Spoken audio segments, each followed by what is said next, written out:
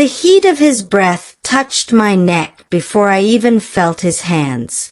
One moment, the world outside was a field of frozen white, silent and unforgiving. The next, I was pressed against the wall of my cabin, Blake's body caging mine as if he had waited his whole life to touch me. His eyes burned with a wild hunger that made the air sharp. I felt the danger rolling off him, yet my pulse pushed me closer instead of away. His fingers slid along my jaw, slow, deliberate, like he wanted to memorize every part of me. "Juniper," he whispered, voice deep enough to shake something inside me. "You should fear me." But fear was the last thing I felt. His closeness filled my chest with heat strong enough to fight the winter outside. I tried to breathe, but his scent, dark pine and something wild, pulled the breath right out of me. Blake lowered his forehead to mine as if fighting himself. "You touched me when I was bleeding in the snow," he said. "Now I cannot let you go."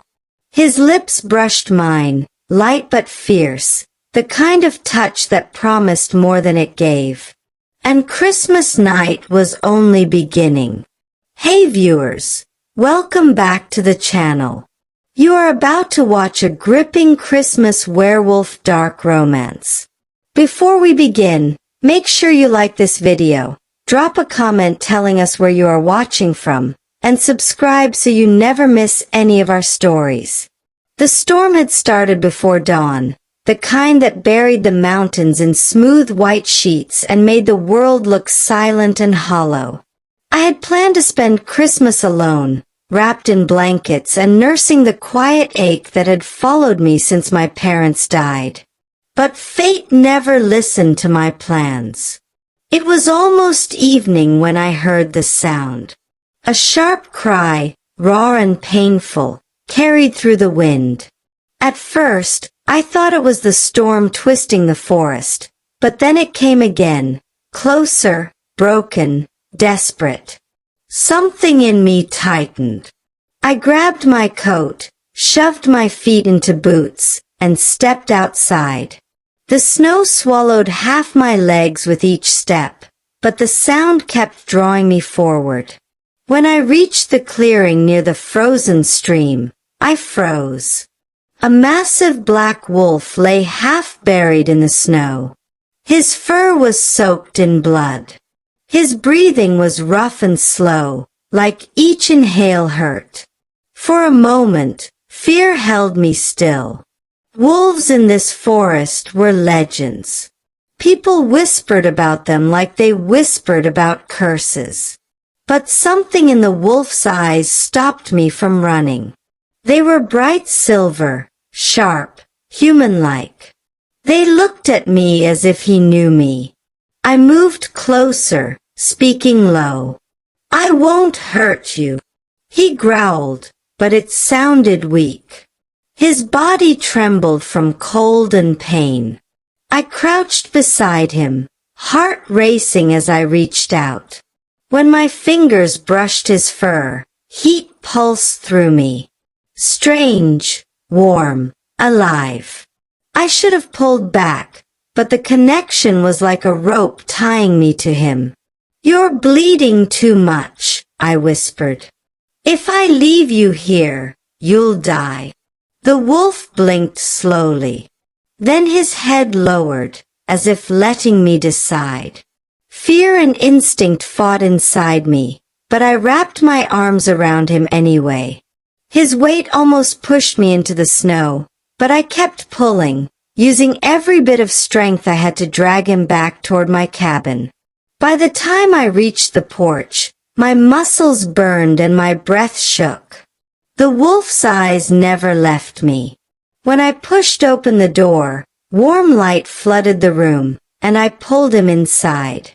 He collapsed near the fire, chest rising and falling in painful motions. I grabbed towels, warm water, and whatever supplies I had. When I cleaned the blood from his side, I saw long claw marks. Deep. Savage. Something attacked you, I said, trying to steady my voice. Something strong. The wolf huffed, almost like agreement. His gaze followed every movement of my hands. When I pressed a cloth against a deep wound, he let out a rough sound. I touched his fur gently. I know. I'm trying. Hours passed. The storm grew louder outside, but I stayed by his side. When he shivered, I fetched more blankets. When he struggled to breathe, I whispered softly until the tension left his muscles. At some point, I rested my forehead against his warm shoulder. You're not normal, I whispered. I can feel it. His silver eyes opened and met mine. There was something in them that made my heart jump. Recognition, possessiveness, a strange pull that made my skin heat. I should have been scared. Instead, I felt safe. The storm finally began to quiet. Night settled deep and heavy around the cabin. I fell asleep beside the wolf, my hand resting on his warm fur. When I woke, the fire had dimmed. The air was cold, and the wolf was gone. My heart stopped. The blankets I had draped over him were pushed aside, claws ripping through the fabric. My breath caught in my throat as I stood. That was when I heard it, a soft exhale behind me. I turned slowly. A man stood in the shadowed corner of my cabin. Tall, broad shoulders, strong body marked with old scars and fresh ones. His skin glowed softly in the firelight. His hair was dark, messy, falling around a face that looked carved from something fierce. And his eyes were the same silver as the wolf's. He took a slow step toward me. Juniper, he said, voice low and rough. You pulled me back from death. My body went numb. Every part of me told me to run, but my feet stayed planted. Who are you? I whispered. He stepped closer, the heat of him brushing my skin. My name is Blake. I backed up until my shoulders touched the wall. His gaze followed the movement, dark and intense. You saved a beast, he said, but you woke something else. My breath caught. What are you? His lips curved slightly, not quite a smile. Danger. And yours. My pulse kicked hard. I don't belong to you. You touched me, Blake said, his voice dipping lower. You brought me into your home. You cared for me when I was bleeding. He stopped inches from me. That bound us. I swallowed. Bound. His hand lifted, slow, careful, as if he didn't want to scare me. His fingers brushed my cheek. Heat shot through me so strong I gasped. My kind only shift before someone who matters, he said. You are my fated mate. The room felt smaller. My heart hammered so hard I could barely think. This is not possible, I whispered. Blake leaned in, his breath warm against my neck. It is the only truth that matters.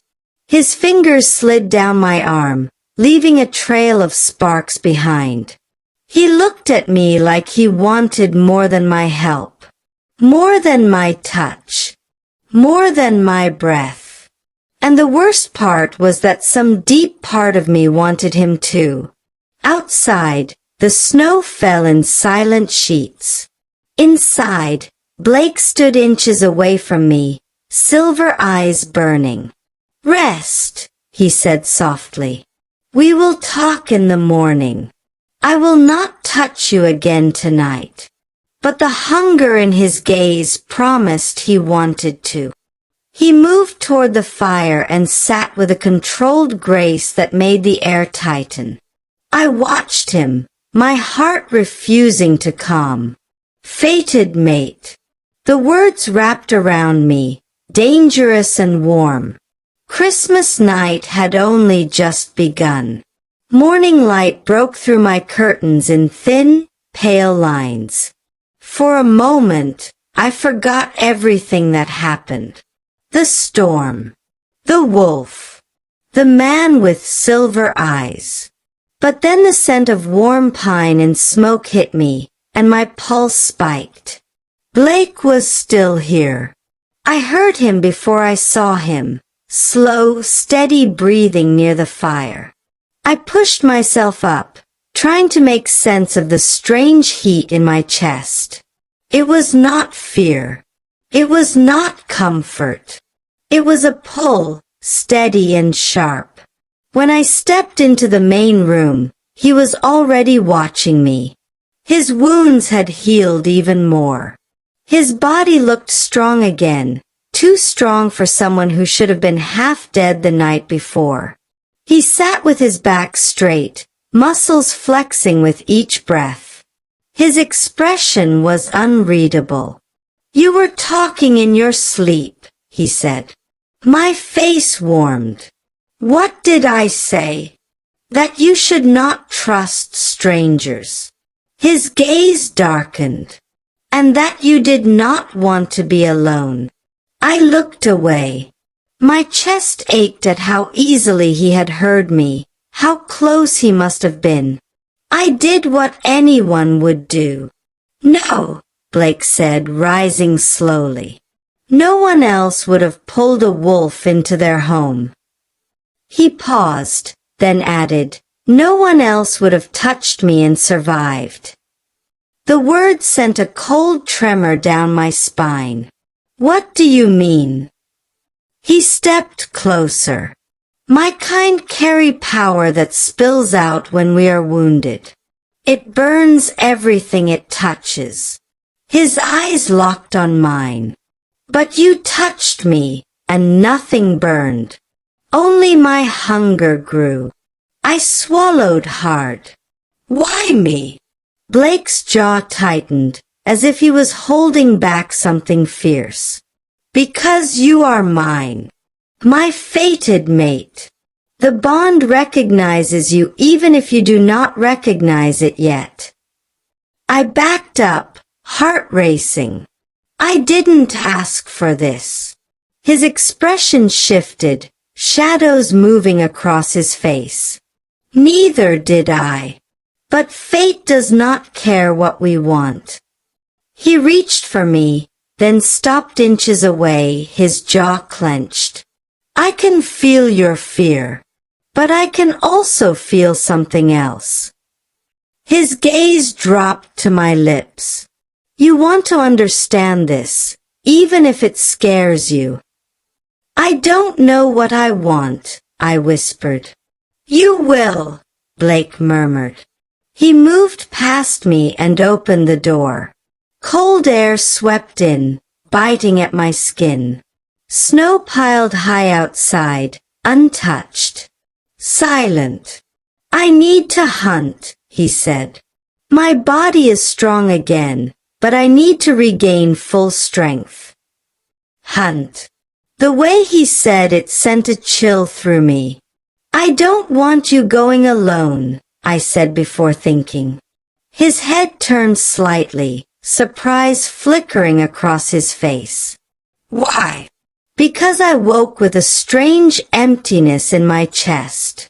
Because when I did not see him beside the fire, something inside me recoiled. Because this man, this wolf, had become something I could not explain." "You saved me," he said quietly. "I will come back to you." Then he stepped outside, the snow swallowing his footsteps. I watched him disappear into the forest. An hour passed. 2, 3. The quiet felt too heavy, too hollow. I stared at the door until my eyes blurred. When the sun began to fall, the door slammed open. Blake stumbled in, breathing fast, eyes glowing like metal under fire. His body shook as if fighting something inside him. His hands pressed against the wall, claws breaking through his fingers. Blake. I stepped toward him. He growled, low and rough. Stay back. What happened? His head snapped toward me, eyes burning. Another wolf. A rogue. He followed my scent. He wants you. My heart dropped. Me. You touched me, Blake said. You became part of my scent. Rogues hunt anything that smells like a claim. Fear pressed against my ribs. Is he coming here? Blake's breathing quickened. He is near.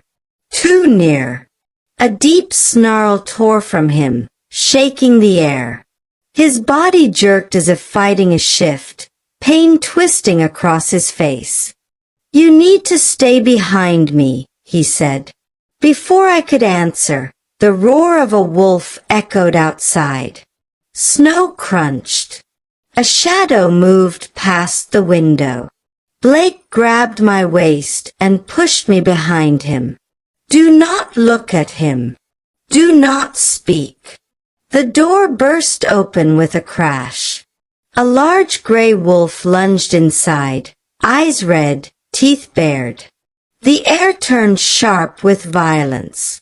Blake's spine arched, bones shifting beneath his skin. He leaped forward, meeting the rogue with a sound that felt ancient and violent. The two wolves crashed into each other, claws tearing, jaws locking. The room shook with the force of their fight. I pressed myself against the wall, my breath sharp and broken. Blake fought like something unstoppable, but the rogue was wild and desperate. Blood hit the floor. Blake's and the rogue's. Blake. I shouted before I could stop myself. His head snapped toward me for one heartbeat.